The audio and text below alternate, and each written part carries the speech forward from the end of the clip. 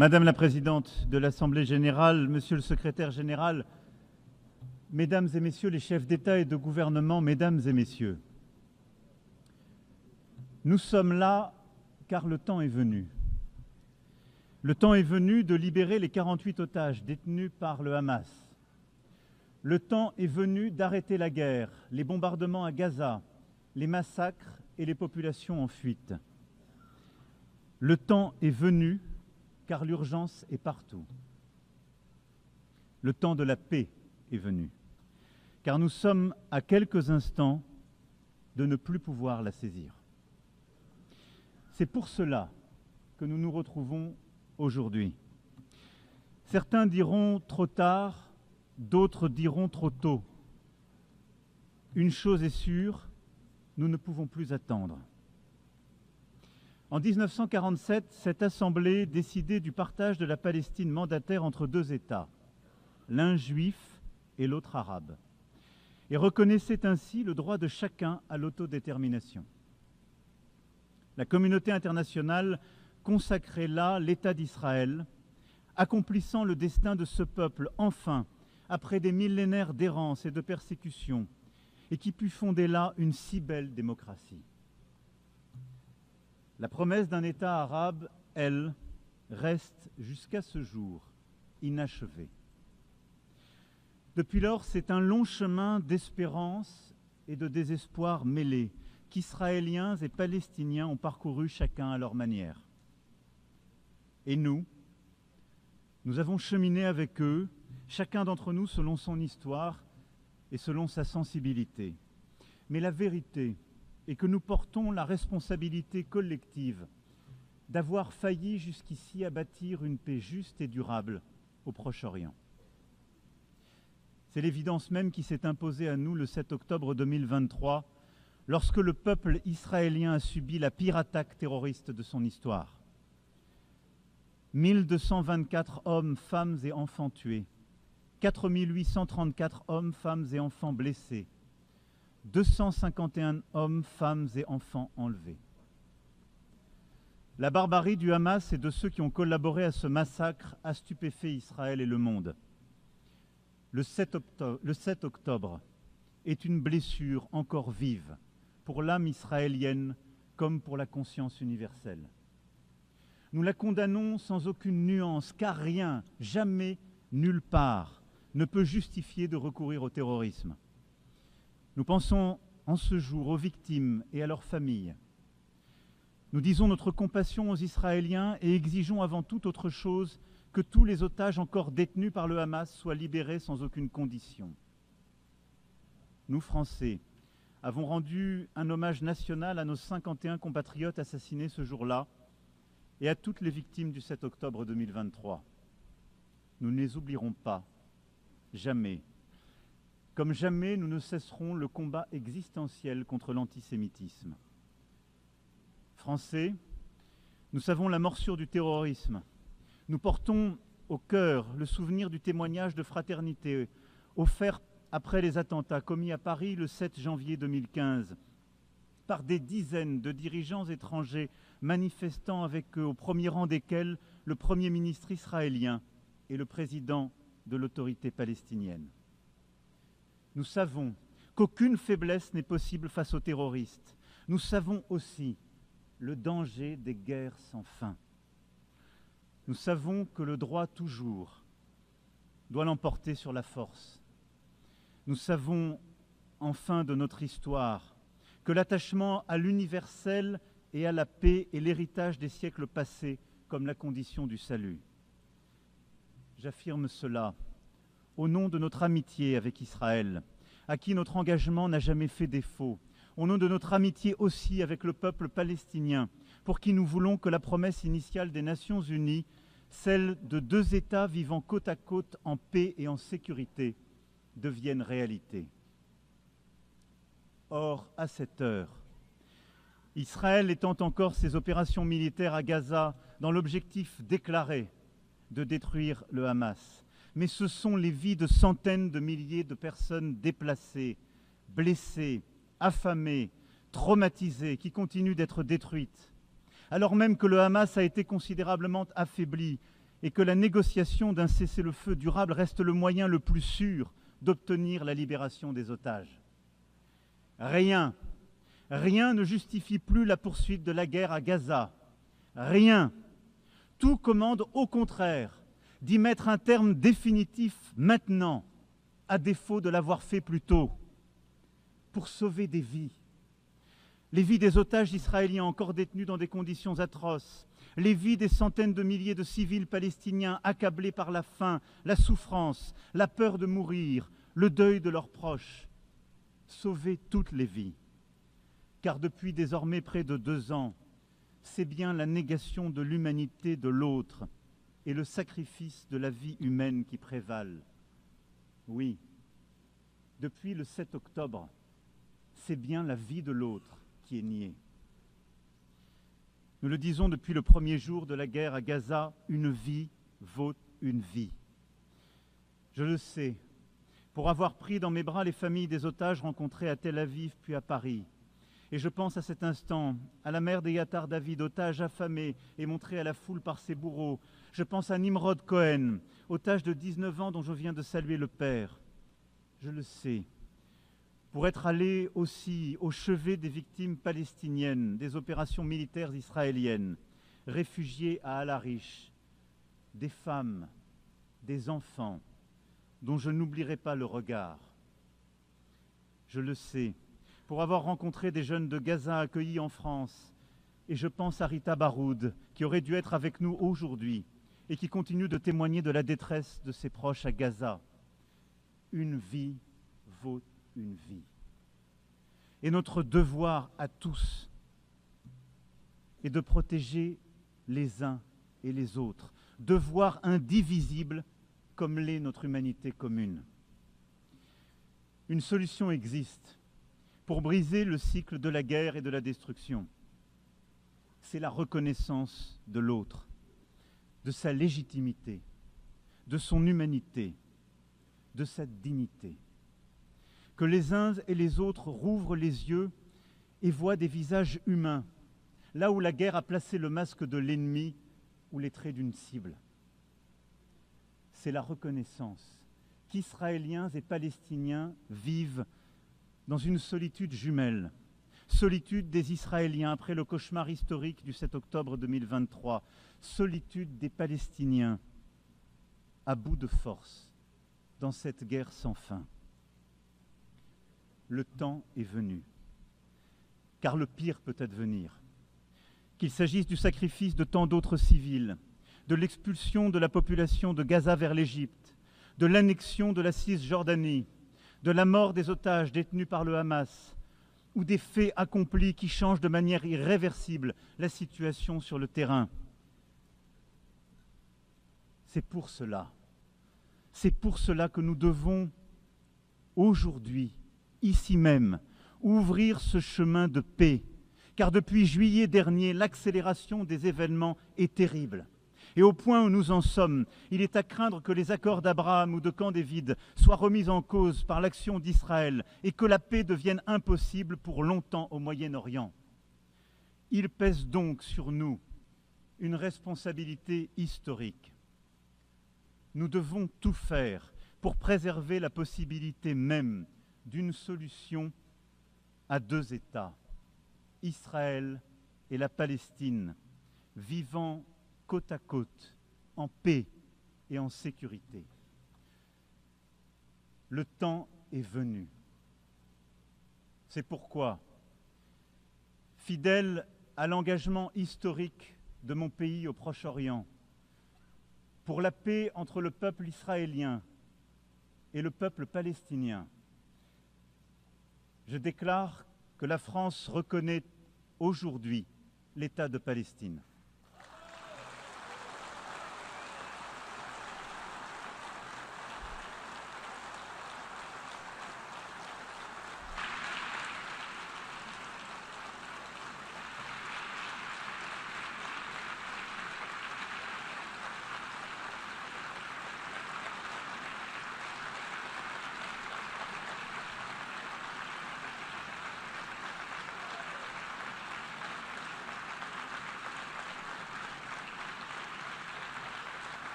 Cette reconnaissance est une manière d'affirmer que le peuple palestinien n'est pas un peuple en trop, qu'il est au contraire ce peuple qui ne dit jamais adieu à rien, pour parler avec Mahmoud Darwish, un peuple fort de son histoire, de son enracinement, de sa dignité. Et la reconnaissance des droits légitimes du peuple palestinien n'enlève rien aux droits du peuple israélien, que la France a soutenu dès le premier jour et au respect desquels elle n'est pas moins attachée, précisément car nous sommes convaincus que cette reconnaissance est la solution qui seule permettra la paix pour Israël. Jamais la France n'a manqué à Israël quand sa sécurité était en jeu, y compris face aux frappes iraniennes.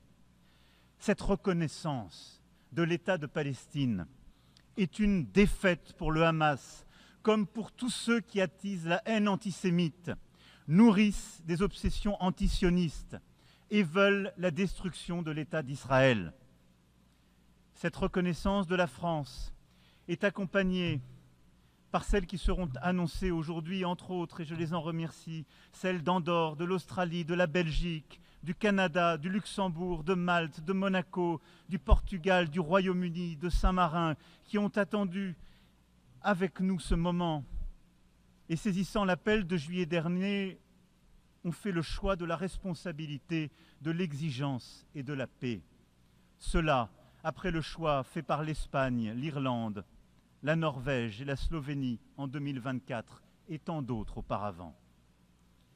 Cette reconnaissance ouvre le chemin d'une négociation utile aux Israéliens comme aux Palestiniens. Ce chemin est celui du plan de paix et de sécurité pour tous que l'Arabie saoudite et la France ont soumis au vote de cette Assemblée qu'il a adopté à une très large majorité.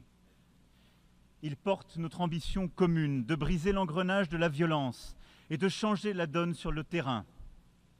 Nous avons su faire un pas les uns vers les autres, sortir de nos postures habituelles et nous donner des objectifs concrets. Il nous appartient maintenant, ensemble, de déclencher une mécanique de paix répondant aux besoins de chacun.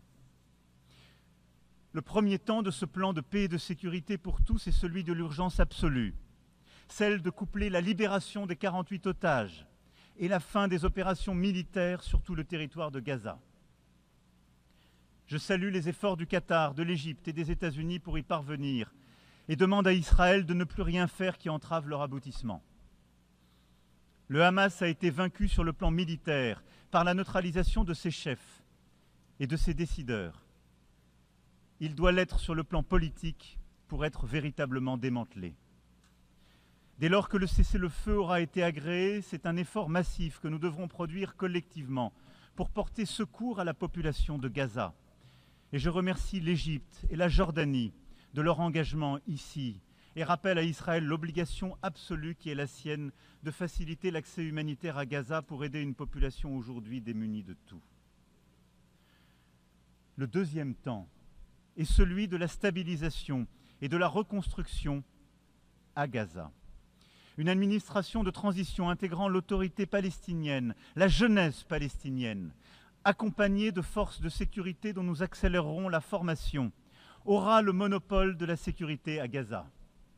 Elle mettra en œuvre le démantèlement et le désarmement du Hamas, avec le soutien des partenaires internationaux et les moyens qui seront nécessaires à cette mission difficile. La France est prête à contribuer à une mission internationale de stabilisation et à soutenir, avec ses partenaires européens, la formation et l'équipement des forces de sécurité palestiniennes. Dès lors que la négociation le permettra, le Conseil de sécurité pourra décider le déploiement d'une mission de soutien civil et sécuritaire en liaison avec les autorités palestiniennes, avec le consentement des autorités israéliennes. Il reviendra aussi à l'État de Palestine de rendre espoir à sa population éprouvée par des années de violence, d'occupation, mais aussi de division et d'incurie. Il lui reviendra donc d'offrir à son peuple un cadre d'expression démocratique renouvelé et sécurisé. Le président Mahmoud Abbas en a pris l'engagement auprès du prince Mohammed Ben Salman et de moi-même. Il a condamné avec force les attaques terroristes du 7 octobre 2023 Il a affirmé son soutien au désarmement du Hamas et s'est engagé à l'exclure de la gouvernance à venir de Gaza comme de l'ensemble du territoire palestinien. Il a affirmé son engagement à lutter contre les discours de haine et a promis une rénovation en profondeur de la gouvernance palestinienne. La France sera attentive à la pleine mise en œuvre de chacun des engagements pris auprès d'elle. Cette autorité palestinienne renouvelée est une condition nécessaire à la réussite de l'indispensable négociation qu'il faudra reprendre pour parvenir à un accord sur chacune des questions relatives au statut final. C'est dans ce cadre aussi que je pourrais décider d'établir une ambassade auprès de l'État de Palestine dès lors que tous les otages détenus à Gaza auront été libérés et qu'un cessez-le-feu aura été établi. L'exigence de la France à l'égard d'Israël ne sera pas moins grande. Avec ses partenaires européens, elle indexera le niveau de sa coopération avec lui sur les dispositions qu'il prendra pour mettre fin à la guerre et négocier la paix. C'est bien grâce à ce chemin que nous obtiendrons un État de Palestine souverain, indépendant et démilitarisé, regroupant l'ensemble de ses territoires, reconnaissant Israël et étant reconnu par Israël, dans une région qui connaîtra enfin la paix. J'attends aussi de nos partenaires arabes et musulmans, qui ne l'ont pas encore fait, qu'ils tiennent leur engagement de reconnaître l'État d'Israël et d'avoir avec lui des relations normales dès lors que l'État de Palestine aura été établi. Ainsi ferons-nous ensemble la démonstration d'une double reconnaissance au bénéfice de la paix et de la sécurité de tous au Proche-Orient. Voici, mesdames et messieurs, quel est notre plan de paix. Il établit un engrenage exigeant pour sortir de la guerre et entrer dans une phase décisive de négociation. Il permet que la paix israélo-palestinienne soit le premier pilier d'une nouvelle architecture de paix et de sécurité au Proche et Moyen-Orient. Il crédibilise aussi la possibilité d'une plus grande intégration économique. Rien ne sera possible sans que les autorités israéliennes s'approprient pleinement notre ambition renouvelée de parvenir enfin à la solution des deux États. Je sais leur réticence et leurs craintes. J'entends avec beaucoup de respect le peuple israélien, sa tristesse et sa fatigue. Et je veux croire que les autorités israéliennes l'entendront également et sauront s'engager à leur tour. Je sais que le peuple israélien et ses dirigeants peuvent en avoir la force. Et je me souviens du jeune homme que j'étais, apprenant l'assassinat terrible d'Yitzhak Rabin, il y a près de 30 ans, tué pour avoir voulu la paix. Au moment où la mort allait le ravir, le guerrier héroïque de l'État d'Israël venait prononcer ces mots. « J'ai fait la guerre aussi longtemps qu'il n'y avait aucune chance de faire la paix. » Cette chance existe, là, aujourd'hui. 142 États proposent cette paix, main tendue, prête à être serrée. Alors oui, le temps est venu d'arrêter la guerre à Gaza, les massacres, la mort, tout de suite. L'urgence nous le commande. Le temps est venu pour Israël de vivre en paix et en sécurité, de la Galilée à la mer Rouge, par la mer Morte, par le lac de Tibériade et par Jérusalem. Le temps est venu de ne plus discuter nulle part l'existence d'un État d'Israël et d'en faire une évidence. Le temps est venu de rendre justice au peuple palestinien et ainsi de reconnaître un État de Palestine, frère et voisin, à Gaza et en Cisjordanie et par Jérusalem. Le temps est venu de chasser de ces terres le visage hideux du terrorisme et de bâtir la paix. Oui, bâtir la paix, c'est ce qui nous rassemble ici. Et telle est l'espérance qui peut se construire, alors que pour certains commence une année nouvelle. C'est un choix à faire, et c'est notre devoir. La paix est beaucoup plus exigeante, beaucoup plus difficile que toutes les guerres. Mais le temps est venu.